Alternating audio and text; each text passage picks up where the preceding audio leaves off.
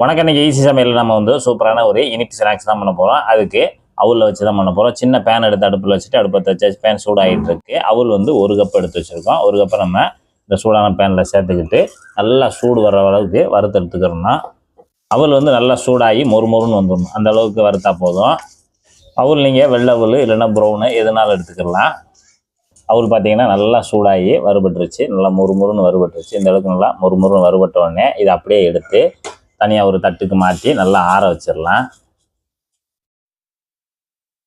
அடுத்து அதே பேனில் நிலக்கடலை பருப்பு 1 கப்பு.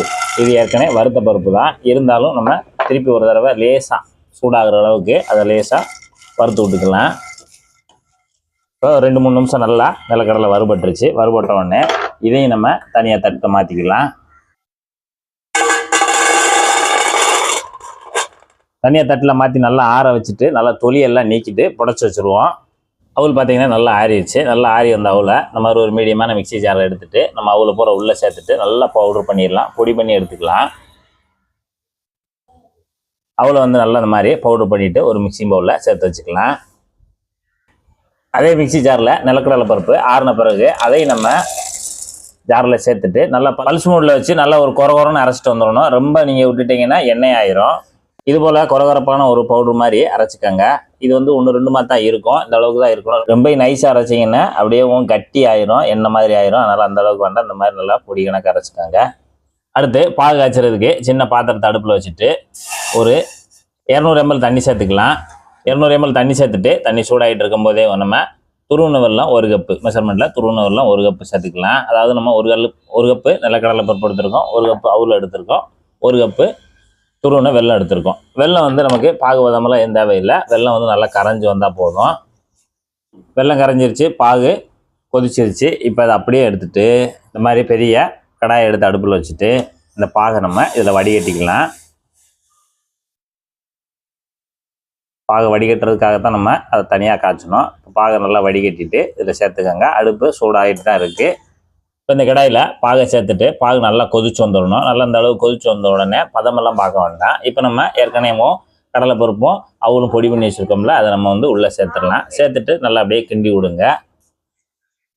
நல்லா கிண்டி விடுங்க. இப்போ அவுல் நல்லா இந்த பாகு வந்து உறிஞ்சிக்கும். உறிஞ்சிட்டு நல்லா ஒரு கெட்டி பதத்துக்கு வரும். நல்லா கிண்டி கொடுத்துக்கிட்டே இருங்க, விடாமல். அடுப்பு மீடியத்திலே வச்சுக்கோங்க. இப்போ இந்த இடத்துல ஒரு 1/4 டீஸ்பூனு ஏலக்காய் தூள் சேர்த்துக்கலாம். 2 பிஞ்சு தூளுப்பு மட்டும் சேர்த்துக்கலாம். சேர்த்துட்டு நல்லா ஒரு கெட்டி பதத்துக்கு கிண்டி விடுங்க.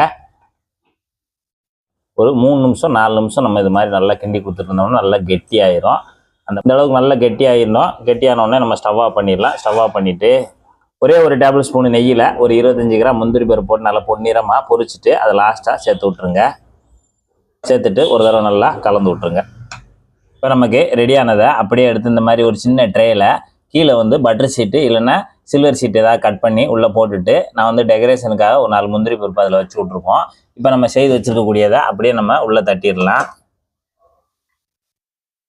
இந்த ட்ரேயில் தட்டி விட்டுட்டு நல்லா அமுத்தி விட்ருங்க.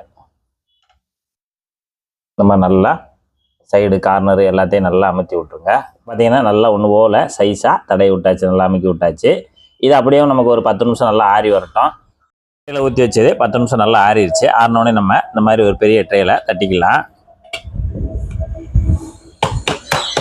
இந்த மாதிரி கவுத்திட்டு லேசாக ஒரு தட்டினோம்னா நல்லா வந்துடும். ஆச்சா இந்த மாதிரி சூப்பராக கேக் மாதிரி நல்லா வந்துடுச்சு. அடுத்ததாக ஒரு சின்ன கத்தியை வச்சு தேவையான சைஸுக்கு கட் பண்ணி கேக் மாதிரி சாப்பிட ஆரம்பிச்சிடலாம். நீங்களும் இதே மாதிரி ட்ரை பண்ணி பார்த்துட்டு எப்படி இருக்குன்னு கமெண்ட்டில் சொல்லுங்கள். நன்றி.